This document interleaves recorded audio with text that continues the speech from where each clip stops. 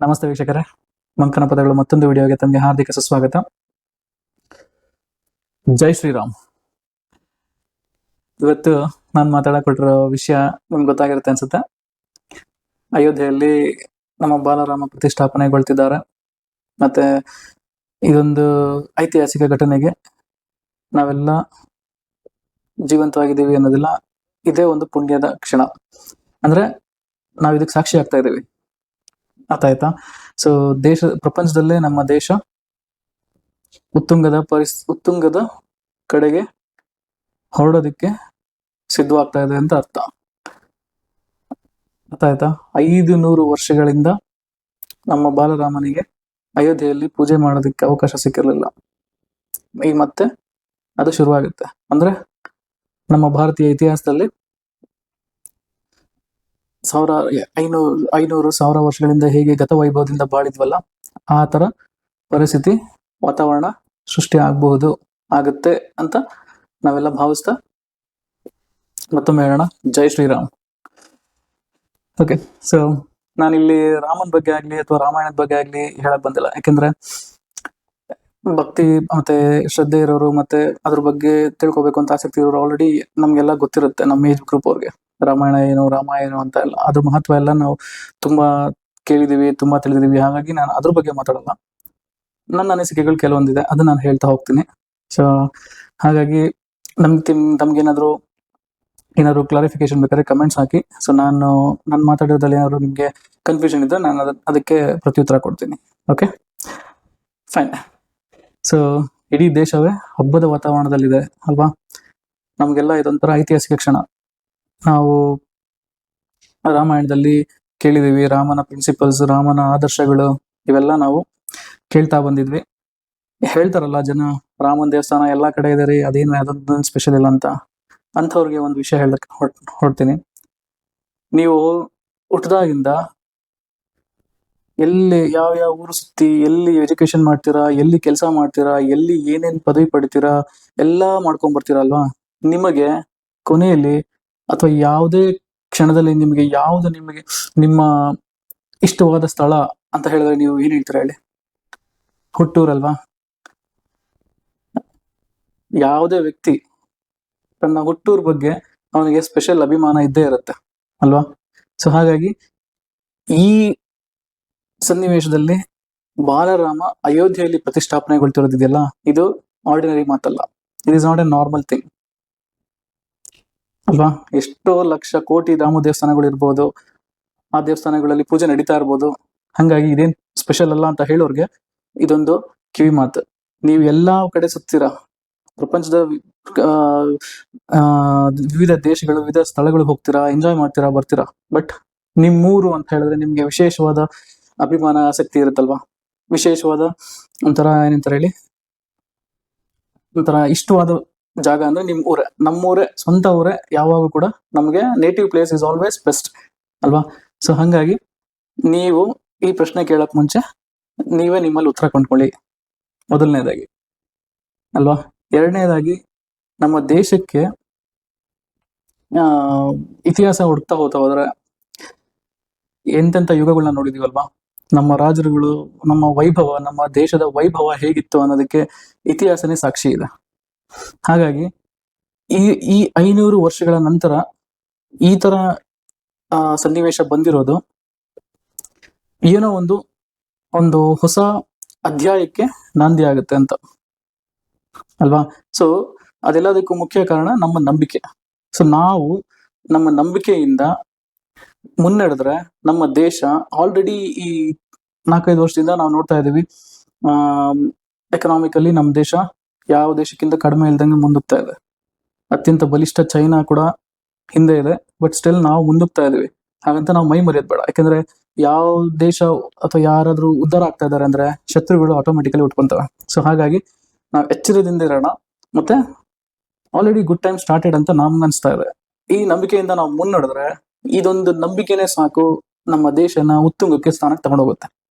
ಆಯ್ತಾ? So a small pinch of salt can bring good taste to a dish ಅನ್ನಂಗೆ. ನಾವೀಗ ಊಟಕ್ಕೆ ಸ್ವಲ್ಪ ಉಪ್ಪು ಹಾಕ್ತೀವಿ ಅಷ್ಟೇ ಅಲ್ವಾ? ಉಪ್ಪು ಹಾಕಿದ ತಕ್ಷಣ ಅದ್ರ ರುಚಿನೇ ಬೇರೆ ಆಗ್ಬಿಡುತ್ತೆ. ನೀವು ಏನೇನೋ ಮಸಾಲೆ ಹಾಕಿರ್ತೀರ, ಏನೇನೋ ಅಡಿಗೆ ಹಾಕಿರ್ತೀರ, but still pinch of salt, ಒಂದು ಸ್ಪೂನ್ ಉಪ್ಪು ಎಷ್ಟು ರುಚಿ ಕೊಡುತ್ತೆ ಅಲ್ವಾ? ಹಾಗೇನೆ ಶ್ರದ್ಧೆ, ನಂಬಿಕೆ, ಭಕ್ತಿ ಅನ್ನೋದಿದೆಯಲ್ಲ, ಅದು ಉಪ್ಪಿನ ತರ ಕಾಣಿಸಲ್ಲ. ಹೆಚ್ಚಾದ್ರೆ ಅಪಾಯ, ಕಡಿಮೆ ಇದ್ರೂ ಅಪಾಯ, ಕಡಿಮೆ ಇದ್ರೂ ಚೆನ್ನಾಗಿರಲ್ಲ. ಎಷ್ಟು ಬೇಕೋ ಅಷ್ಟು ಅಲ್ವಾ? ಸೊ ಅತಿಯಾಗಿ ಯಾವುದನ್ನು ನಾವು ಮಾಡೋದ್ ಬೇಡ. ಯಾವುದೇ ಟಾಪಿಕ್ ತಗೊಳ್ಳಿ, ನೀವು ಅತಿಯಾಗಿ ಏನೇ ವಿಜೃಂಭಣೆ ಮಾಡಿದ್ರು ಅದರಿಂದ ಏನೋ ಅದರಿಂದ ಪ್ರಯೋಜನ ಆಗಲ್ಲ. ಹಾಗಾಗಿ ಈಗ ನಮ್ಮ ಆರ್ಥಿಕತೆ ಆಗ್ಲಿ, ನಮ್ಮ ದೇಶದ ಸ್ವಾಭಿಮಾನಕ್ಕಾಗ್ಲಿ, ಎಲ್ಲದಕ್ಕೂ ಒಂದು ಮೆರಗು ಬರ್ತಾ ಇದೆ, ಒಂದು ವಿಶೇಷವಾದ ಮೆರಗು ಬಂದಿದೆ ಅಲ್ವಾ? ಸೊ ರಾಮನ ಆದರ್ಶಗಳನ್ನ ಮೊದಲು ನಾವು ಕೇಳ್ಕೊಡ್ಬೇಕಾಗಿದ್ದು ಪೊಲಿಟಿಷಿಯನ್ಸ್ಗೆ ಅಲ್ವಾ? ಅವರೇ ಪೊಲಿಟಿಕ್ಸ್ ಮಾಡ್ತಾ ಇದ್ದಾರೆ. ಏನ್ ಹೇಳೋಣ, ಬಿಟ್ಬಿಟ್ಟು ನಾವು ನಿಜವಾಗ್ಲೂ ಯಾರಲ್ಲಿ ಅಟ್ಲೀಸ್ಟ್ 50% ಕೂಡ ರಾಮನ ಗುಣಗಳಿದಾವೆ ಅನ್ನೋದನ್ನ ನಾವು ತಿಳ್ಕೊಂಡು ನಾವು ಆರಿಸಿ ಆದಷ್ಟು ಮಟ್ಟಿಗೆ ರಾಮರಾಜ್ಯ ನಿರ್ಮಿಸಕ್ಕೆ ನಾವು ಪ್ರಯತ್ನ ಪಡೋಣ. ಅರ್ಥ ಆಯ್ತಾ? ಸೊ ಇದೊಂದು ಕ್ಷಣದಿಂದ ದೇಶದಲ್ಲಿ ಯಾವುದೇ, ನೀವು ಏನೇ ಒಂದು ಇತಿಹಾಸ ತಗೊಳ್ಳಿ, ಒಂದು ಅದ್ಭುತವಾದ ಘಟನೆ ನಡೆಯುತ್ತೆ. ಅದು ನಡೆದಾದ್ಮೇಲಿಂದ ಆ ಪರ್ಟಿಕ್ಯುಲರ್ ಕಮ್ಯುನಿಟಿ ಅಥವಾ ಆ ಪರ್ಟಿಕ್ಯುಲರ್ ದೇಶದ್ದಾಗ್ಲಿ ಅಥವಾ ರಾಜ್ಯದ್ದಾಗ್ಲಿ, ಡೈನಾಸ್ಟಿ ಆಗ್ಲಿ, ಅದು ಉತ್ತುಂಗಕ್ಕೆ ಹೋಗುತ್ತೆ, ಇಲ್ಲ ಡಿಸ್ಟ್ರಾಯ್ ಆಗುತ್ತೆ ಅಲ್ವಾ? So if it is positive work, it will always go in good direction ಅಲ್ವಾ? ನಮ್ಮ ಥಾಟ್ಸ್ ಪಾಸಿಟಿವ್ ಆಗಿದ್ರೆ ನಮ್ಮ ದೇಶನ ಉತ್ತುಂಗಕ್ಕೆ ಹೋಗುತ್ತೆ. ಈ ಸುವರ್ಣ ಗಳಿಗೆಯಿಂದ ನಮ್ಮ ದೇಶ ಸಾಕಷ್ಟು ಅಭಿವೃದ್ಧಿ ಹೊಂದಲಿ ಅಂತ ಆಶಿಸ್ತಾ, ಮತ್ತೆ ಜನಗಳಲ್ಲಿ ಏನ್ ಹೇಳ್ತೀನಿ ಅಂದ್ರೆ, ಯಾರು ಕೂಡ ನೀವು ರಾಮನ್ ಬಗ್ಗೆ ಕ್ವಶನ್ ಮಾಡೋದಾಗ್ಲಿ ಅಥವಾ ಅವ್ರ ಕ್ವಶನ್ ಕೇಳೋರ್ನ ನೀವು ಎಂಟರ್ಟೈನ್ ಮಾಡೋ ಅವಶ್ಯಕತೆ ಇಲ್ಲ. ಯಾಕೆಂದ್ರೆ ರಾಮ ಯಾರು ಅಂತ ಎಲ್ಲರಿಗೂ ಗೊತ್ತಿದೆ.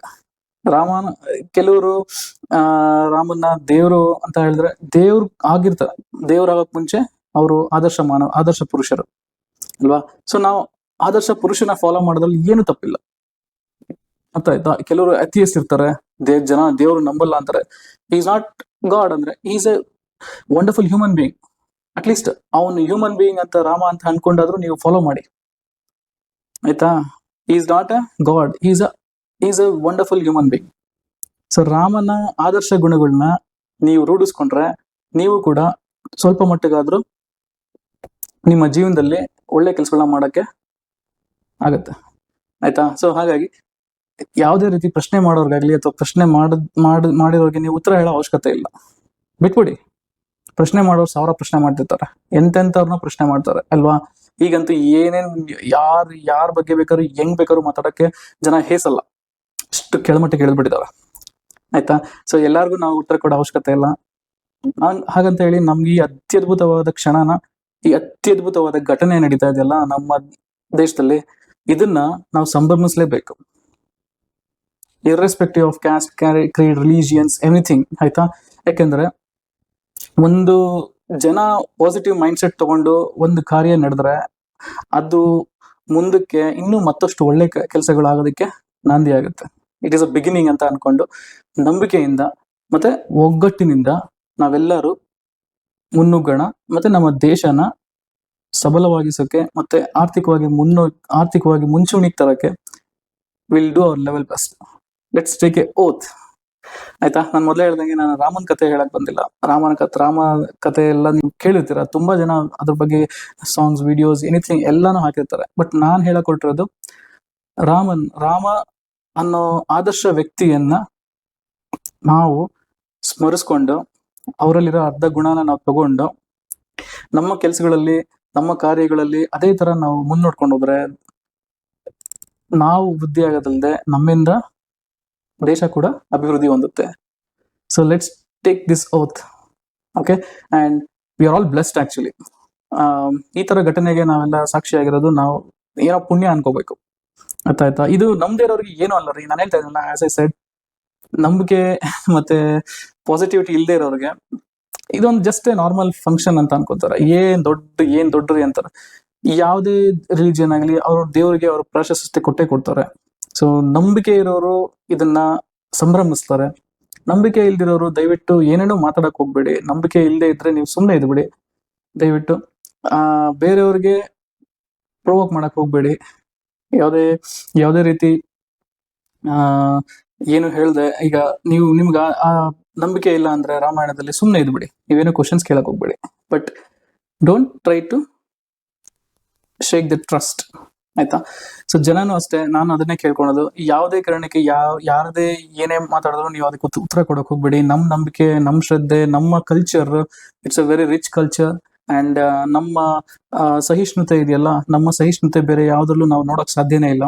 ಸೊ ನಾವು ರಾಮನ ಆದರ್ಶ ಗುಣಗಳಲ್ಲಿ ನೋಡ್ಕೊಂಡು ಬೆಳೆದಿದೀವಿ. ಸೊ ಹಾಗಾಗಿ ಎಲ್ರೂ ಕೂಡ ಈ ಒಂದು ಐತಿಹಾಸಿಕ ಕ್ಷಣವನ್ನ ಸ್ಮರಿಸ್ಕೊಂಡು ನಾವು ನಮ್ಮ ಮುಂದಿನ ಪೀಳಿಗೆಗಳಿಗೆ, ನಮ್ಮ ಜನರೇಷನ್, ನೆಕ್ಸ್ಟ್ ಜನರೇಷನ್, ನಮ್ಮ ಮಕ್ಕಳು, ಆ ಜನರೇಷನ್ಗಳಿಗೆ ನಾವು ಸ್ವಲ್ಪ ರಾಮನ ಆದರ್ಶ ಗುಣಗಳನ್ನ ಹೇಳ್ಕೊಡೋಣ, ಆಯ್ತಾ? ಬರೀ ಮಂದಿರ ಕಟ್ಬಿಟ್ಟು ನಾವು ರಾಮಾಯಣ ಓದ್ಕೊಳ್ಳಿ ಅಥವಾ ವಿಡಿಯೋ ನೋಡ್ಕೊಳ್ಳಿ, ಫಿಲಮ್ ನೋಡಿ ಅಂತ ಹೇಳ್ಬಿಟ್ಟು ಸ್ಟಾಪ್ ಮಾಡೋದಲ್ಲ. ನಾವು ಕೂಡ ಆ ಗುಣಗಳಲ್ಲಿ ಸ್ವಲ್ಪನ ಅಳವಡಿಸ್ಕೊಳ್ಳೋಣ. ಆಲ್ರೆಡಿ ಎಷ್ಟು ಆಯುಷ್ ಕಳೆದಿದೀವೋ, ಎಷ್ಟು ಇಯರ್ಸ್ ನಮ್ಮ ಲೈಫ್ ಇದೆಯೋ ಅಷ್ಟು ಆಗಿದೆ. ಇನ್ ಮುಂದಕ್ಕಾದ್ರೂ ನೆಕ್ಸ್ಟ್ ಡೇ, ನಾಳೆಯಿಂದ ಆದ್ರೂ ಅಥವಾ ಈ ಪ್ರತಿಷ್ಠಾಪನೆ ಆದಾಗ ನೆಕ್ಸ್ಟ್ ಡೇ ಇಂದ ಕೂಡ ಸ್ವಲ್ಪ ಮಟ್ಟಿಗಾದ್ರೂ ನಮ್ಮ ಜೀವನದಲ್ಲೂ ಕೂಡ ಆ ಥರ ಗುಣಗಳನ್ನ ಅಳವಡಿಸ್ಕೊಂಡು ಆದಷ್ಟು ಮಟ್ಟಿಗೆ ಆದರ್ಶದಿಂದ ಬಾಳಕ್ಕೆ ನಾವು ಟ್ರೈ ಮಾಡೋಣ ವೀಕ್ಷಕರೇ. ಸೊ ಇಷ್ಟು ಹೇಳ್ತಾ ಅಗೇನ್ ಜೈ ಶ್ರೀರಾಮ್. ಎಲ್ಲರೂ ಸಂಭ್ರಮದಿಂದ ನಮ್ಮ ಬಾಲರಾಮನನ್ನ ಮತ್ತೆ ಅಯೋಧ್ಯೆಗೆ ಬರ್ಮಾಡ್ಕೊಳ್ಳೋಣ ಅಂತ ಹೇಳ್ತಾ ಈ ವಿಡಿಯೋ ಇಲ್ಲಿಗೆ ಕ್ಲೋಸ್ ಮಾಡ್ತಾ ಇದ್ದೀನಿ. ದಯವಿಟ್ಟು ಇಷ್ಟ ಆದರೆ like, share and please subscribe my channel. Just subscribe my channel to encourage me. Okay, Jai Shriram. Rama ಎಲ್ಲರಿಗೂ ನಿಮ್ಗೆ ಒಳ್ಳೇದು ಮಾಡಲಿ ಅಂತ ಮತ್ತೊಮ್ಮೆ ಹಾರೈಸ್ತಾ ಇದ್ದೀನಿ.